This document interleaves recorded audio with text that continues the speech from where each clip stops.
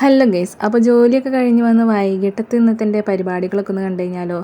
അപ്പോൾ ഇന്നലെ മുറിച്ച് വെച്ചിട്ടുണ്ടായിരുന്ന തണ്ണിമത്തൻ പകുതി ബാലൻസ് ഇരിപ്പുണ്ടായിരുന്നു. അപ്പോൾ ആദ്യം തന്നെ അത് ഫ്രിഡ്ജിൽ നിന്നും എടുത്ത് തണവോട് കൂടി തന്നെ കഴിച്ചു. പിന്നെ ഒരു 6-7 മുട്ട കുക്കറിൽ പുഴുങ്ങാനായിട്ട് വെച്ചിട്ടുണ്ട്. കുക്കറിൽ പുഴുങ്ങുമ്പോൾ ഒരു വിസിലടിച്ച് കഴിഞ്ഞാൽ തന്നെ സംഭവം നല്ല സെറ്റായിട്ട് കിട്ടും. അപ്പോൾ ഇന്ന് രാവിലെ ഉച്ചയ്ക്കായിട്ട് കുറച്ച് പരിപാടികളൊക്കെ ഉണ്ടായിരുന്നു. അപ്പോൾ നമ്മളിന്ന് വീട്ടിൽ തീ പൂട്ടിയിട്ടില്ല എന്ന് വെച്ച് കഴിഞ്ഞാൽ ചോറ് വെച്ചിട്ടില്ല. അപ്പോൾ ഞാൻ വിചാരിച്ചു വൈകിട്ട് അപ്പം എന്തെങ്കിലും പലഹാരം ഉണ്ടാക്കാമെന്ന്. അപ്പോൾ ഗോതമ്പ് പൊടി വെച്ചിട്ട് ഗീ പറാട്ട ഉണ്ടാക്കാമെന്ന് വിചാരിച്ചു. ഫസ്റ്റ് ടൈമാണ് ഉണ്ടാക്കുന്നത്. കുറേ വീഡിയോസിലൊക്കെ ഇതേപോലെ ഉണ്ടാക്കുന്നത് കണ്ടിട്ടുണ്ട് കേട്ടോ. അപ്പോൾ ഒന്ന് ട്രൈ ചെയ്ത് നോക്കാമെന്ന് വിചാരിച്ചു. നമ്മൾ സാധാരണ ചപ്പാത്തിക്ക് കുഴയ്ക്കുന്നത് പോലെ ഗോതമ്പ് പൊടി എടുത്തിട്ട് നല്ല സെറ്റായിട്ട് കുഴച്ചിട്ട് ആദ്യം ഇതേപോലെ റൗണ്ട് ഷേപ്പിലായിട്ട് നമ്മൾ നന്നായിട്ടൊന്ന് പരത്തിയെടുക്കുക. ഞാനിവിടെ ആശീർവാദിൻ്റെ ആട്ടപ്പൊടിയാണ് കേട്ടോ ഉപയോഗിക്കുന്നത്. എന്നിട്ട് എന്താ ചെയ്യുന്നത്, ഇതേപോലെ കത്തി വെച്ചിട്ട് രണ്ടരികത്തായിട്ട് ഇതേപോലെ ഒന്ന് കട്ട് ചെയ്ത് കൊടുക്കുക.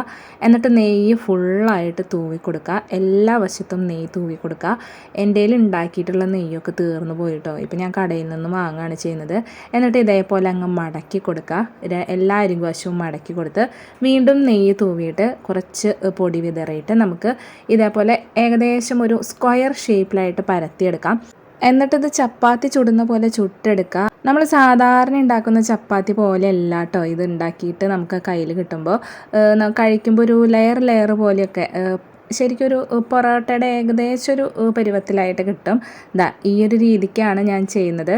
അപ്പോൾ നമ്മൾ നെയ്യ് തൂവി എന്നിട്ട് ഇതേപോലെ കുറച്ച് പൊടിയും കൂടി ഇട്ട് കൊടുത്തിട്ട് ഇതേപോലെ അങ്ങ് മടക്കി കൊടുക്കുകയാണ്. എന്നിട്ട് വീണ്ടും നെയ്യ് തൂവിയിട്ട് കുറച്ചും കൂടി പൊടി ഇട്ട് കൊടുത്ത് ആ രണ്ടരികവശവും മടക്കി കഴിഞ്ഞാൽ ഇതേപോലെ സ്ക്വയറായി കിട്ടും. ഇതിനിടയിൽ പിള്ളേർ അങ്ങോട്ടും ഇങ്ങോട്ടൊക്കെ സഹകരണങ്ങളുണ്ട് കേട്ടോ. ഇവിടെ ഒരാൾ തുണികൾ മടക്കി വയ്ക്കുന്നുണ്ട്. അങ്ങനെ ആ കാര്യങ്ങൾ പോകുന്നു.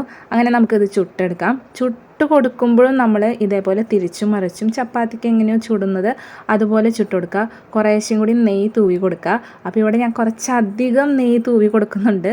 നമ്മൾ ഉണ്ടാക്കുന്നത് ഗീ പറാട്ടയാണല്ലോ. അപ്പോൾ ആ ഒരു ഗീയുടെ ടേസ്റ്റ് ഫീൽ ചെയ്യണമെന്നുണ്ടെങ്കിൽ കുറച്ച് തന്നെ ആഡ് ചെയ്യണം. നെയ്യ് ഇത്ര വേണ്ടെന്നുള്ളവരുണ്ടെങ്കിൽ ഒരുപാടൊന്നും ആഡ് ചെയ്യണ്ട കേട്ടോ. നെയ്യ്ക്ക് പകരം വെളിച്ചെണ്ണയോ വേറെ എന്തെങ്കിലും ആഡ് ചെയ്ത് കൊടുത്താൽ മതി.